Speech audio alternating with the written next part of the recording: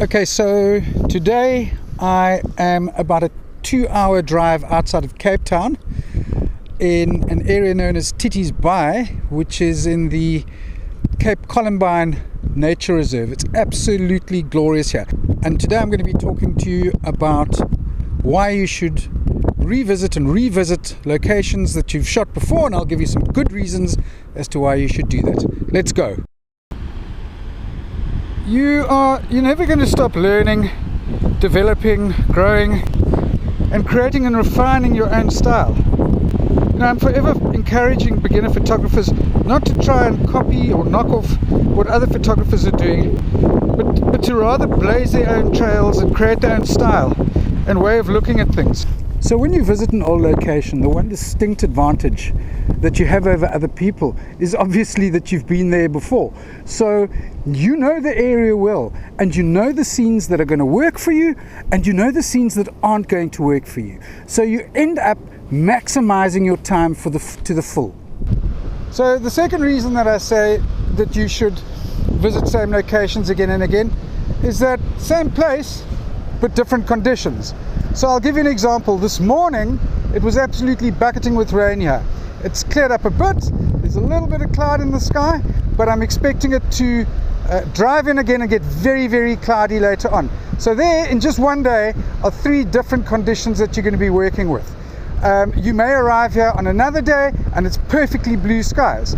You may arrive on another day and it's extremely rough seas. So all these different conditions give you different challenges each time that you return to a location. So if you want to capture really wispy water, it's a fairly calm day, there's not too much happening on the water, you can put on a filter, or if you don't have a filter, you come early in the morning or later in the evening as the light is getting low, and you can get nice wispy water.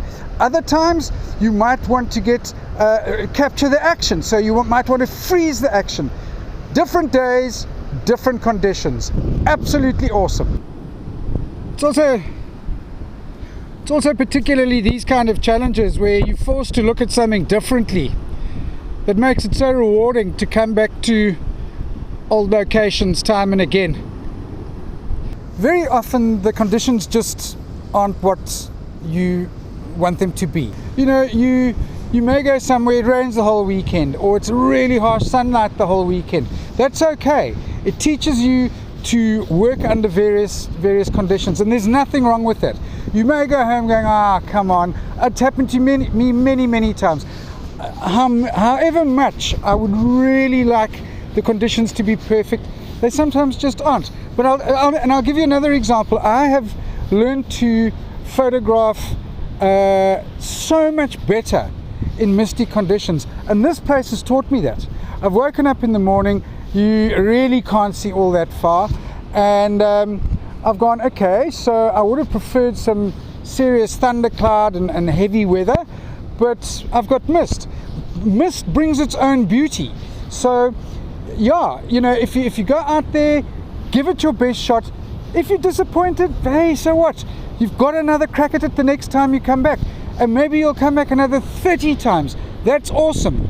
Absolutely embrace that, because there's people who can't go to the area that you are going to.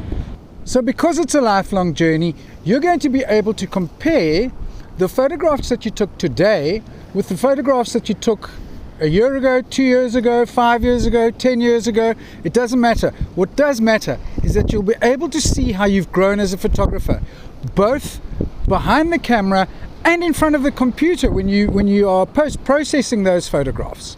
This is not the first or the last time that I'll bring you here.